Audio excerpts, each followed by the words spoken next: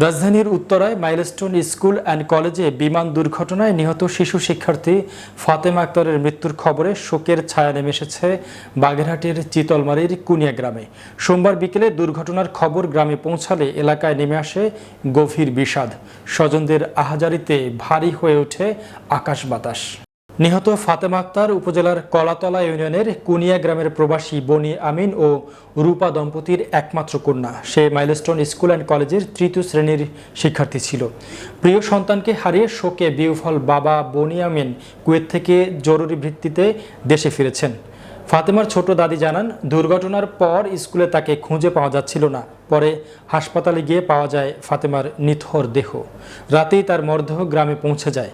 মঙ্গলবার সকাল 10টায় জানাজা শেষে কুনিয়া কওমি মাদ্রাসা কবরস্থানে তাকে দাফন করা হয়।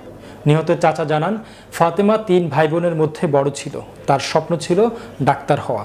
দাদিও চেয়েছিলেন নাতনিকে চিকিৎসক হিসেবে গড়ে তুলতে।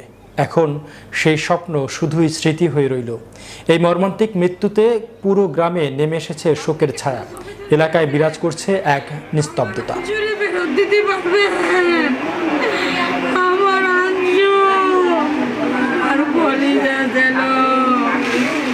আমার পাখি ছিল, আমার আদরের দামে তুলেছেন আমার না ছোটবেলা, আমার এক কারে জীবনই থাকতো।